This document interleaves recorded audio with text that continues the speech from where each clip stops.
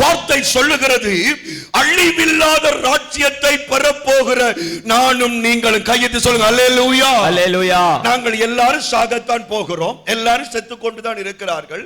ஆனால் நாங்கள் என்னத்துக்கு சாகிறோம்? பாஸ்டர் கவனி, நாங்கள் என்னத்துக்கு சாகிறோம்? நாங்கள் என்னத்துக்கு சாகிறோம் என்றால் பரலோக ராஜ்யத்திற்காக சாகிறோம். ஆமென். அல்லேலூயா சொல்லுங்க. அல்லேலூயா. நீயும் நானும் செத்த பிறகு எங்களுக்கு ஒரு ராஜ்யம் கிடைக்கிறது. அந்த ராஜ்யம் நித்திய ராஜ்யம் என்று கர்த்தருடைய வார்த்தை சொல்லுங்க. அல்லேலூயா சொல்லுங்க. அல்லேலூயா. என்ன கவனிங்க சொல்லுங்க அல்லேலூயா. அல்லேலூயா. அந்த ராஜ்யத்துல என்ன இருக்குமாம்?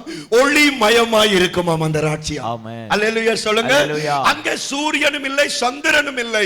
அங்கே எப்பவும் ஆண்டவருடைய முகத்தின் பிரகாசமே வெளிச்சமாய் அந்த ராஜ்யத்துக்கு இருக்கும். ஆமென். அல்லேலூயா. அல்லேலூயா. கையெழுத்து சொல்லுங்க அல்லேலூயா. அல்லேலூயா. அந்த ராஜ்யத்திலே துக்கம் இல்லை. ஆமென். அந்த ராஜ்யத்திலே கண்ணீர் இல்லை. ஆமென். அந்த ராஜ்யத்திலே கவலை இல்லை. ஆமென். கணவன் மனைவி உறவு இல்லை. ஆமென். அடிபாடு இல்லை. ஆமென். அந்த அழிவில்லாத நித்திய ராஜ்யத்திற்கு கர்த்தர் என்னையும் முன்னே கொண்டு போகிறபடியால் இந்த சபையில கர்த்தர்களை ஆயத்தப்படுத்துகிறார். ஆமென்.